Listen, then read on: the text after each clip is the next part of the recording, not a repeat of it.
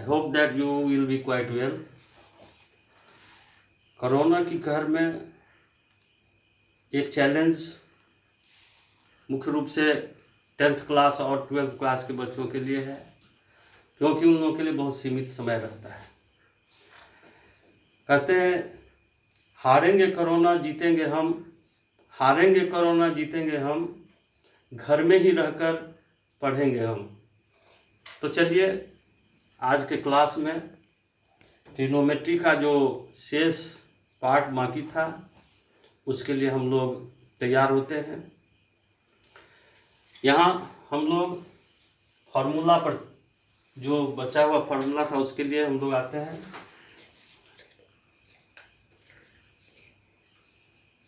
Sign square theta plus cos square theta equal to 1।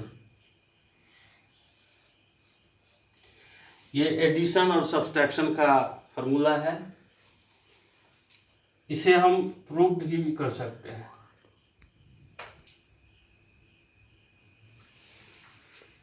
LHS equal to sine square theta plus cos square theta. Sine theta का formula क्या होता है?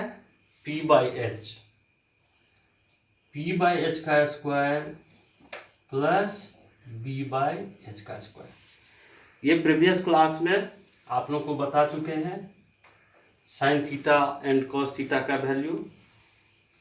Now P square by H square B square by H square, H square P square plus B square, P square plus B square का value क्या होता है? H square, H square by H square equal to 1 equal to RHS। तो हम यहाँ क्या प्राप्त कर रहे हैं? Sine square theta plus cos square theta equal to 1। ये मास्टर फार्मूला हुआ। अब इससे कई फार्मूला निकलेंगे। Sine square theta equal to 1 minus cos square theta, sine theta equal to root under 1 minus cos square theta, cos square theta 1 minus sine square theta, cos theta equal to root under 1 minus sine square theta. तो ये एक master formula से 4 और formula हम प्राप्त करते हैं। ठीक इसी तरह आप लोग भी कॉपी कलम लेकर के इसका डेरिवेशन करेंगे। सिर्फ ये फार्मूला भी अगर याद रहता है तो ये चारों फार्मूला आप लोग आसानी से याद रख सकते हैं। अब हम लोग आते हैं ट्रिग्नोमेट्रिकल रेशियोज में साइन कॉस से ये रिलेशन था। अब हम लोग आते हैं sec square theta minus tan square theta equal to 1। ये भी मास्टर फार्मूला हुआ। इसे भी हम सिमिलरली LHS लेकर के RHS प्राप्त कर सकते हैं। अब हम लोग आते हैं sec square theta equal to 1 plus tan square theta, sec theta equal to root under 1 plus tan square theta, tan square theta equal to sec square theta minus 1, tan theta equal to root under sec square theta minus 1। यहाँ square हटता है तो root हो जाता है, इसीलिए सेक square theta में square हटा दिया जाता है तो सेक थीटा होता है और ये root under 1 plus tan square theta होता है। और यहाँ tan theta tan square theta में स्क्वायर हटाने पर tan theta equal to root under sec square theta होता है। साइन कॉस का रिलेशन, सेक टेन का रिलेशन, कोसेक कॉट का relation, cosec square theta minus cot square theta equal to 1 cosec square theta equal to क्या होगा 1 plus cot square theta.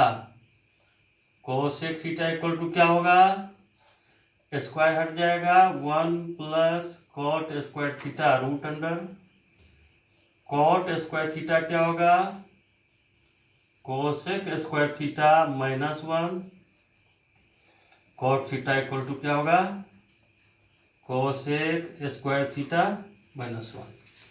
इस तरह से ये 4 फार्मूला फिर इससे डेरिव होते हैं।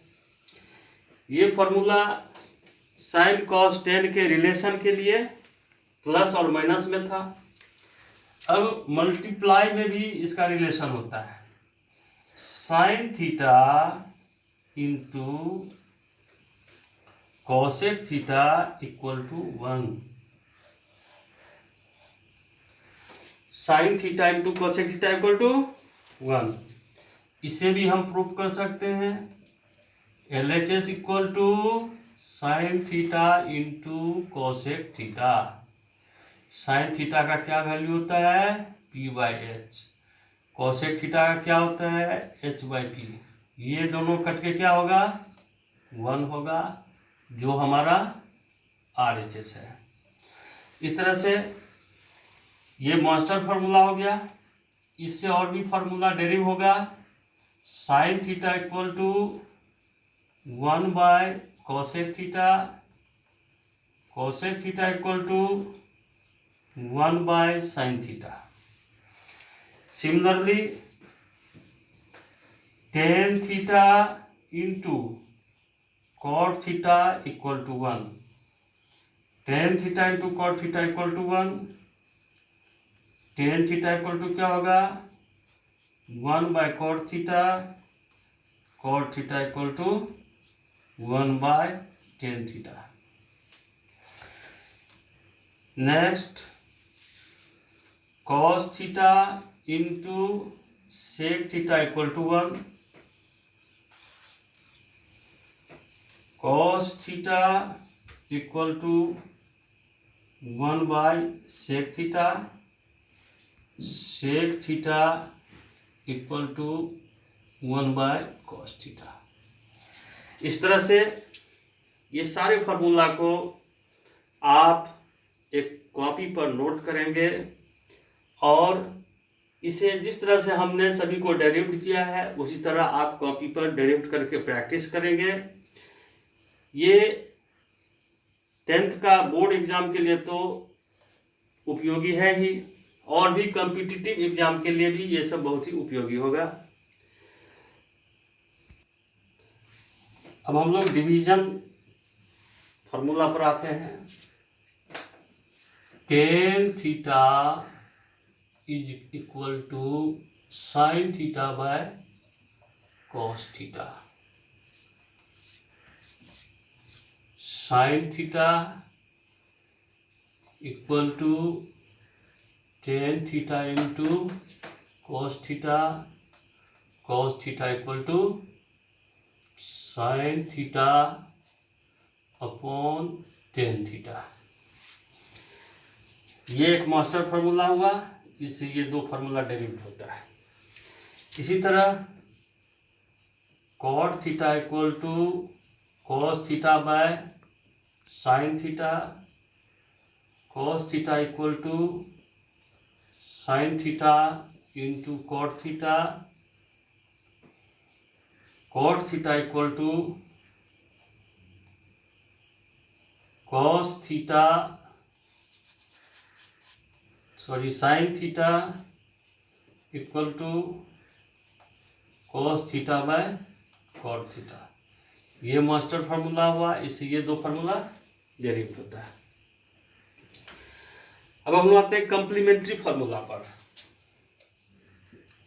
कॉम्प्लीमेंट्री फार्मूला पूरक फार्मूला। पूरक सूत्र इसको कहा जाता है। Sine 90 degree minus theta cos theta cos 90 degree minus theta sine theta, tan 90 degree minus theta cot theta, cot 90 degree minus theta tan theta, sec 90 degree minus theta cosec theta, cosec 90 degree minus theta sec theta. यह just opposite है, sine का cos, cos का sine, ten का cot, cot का ten, सेक का cosec, cosec का सेक। इस तरह से ये कॉम्प्लीमेंट्री फॉर्मूला कंप्लीट हो गया। अब एक वैल्यू चार्ट होता है। वैल्यू चार्ट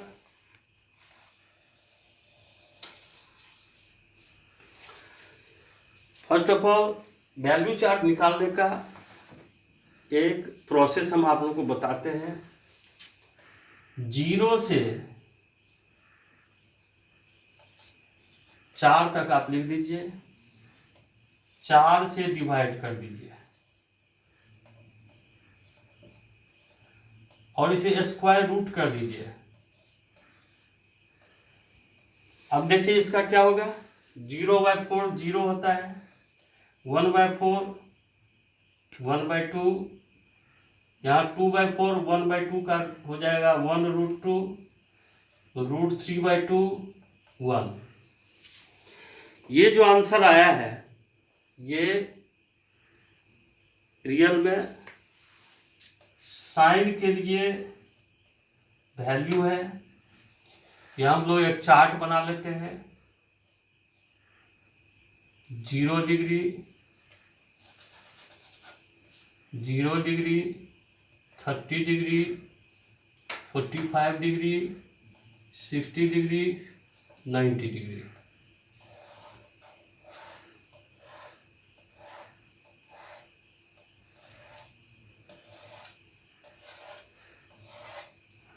साइन कॉस 10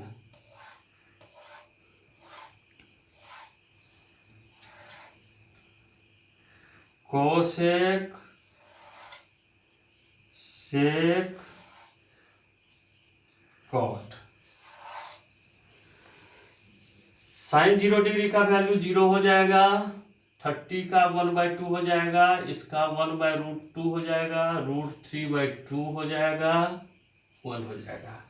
जिस तरह से ये वैल्यू निकला है वैसे लिखते जाएंगे।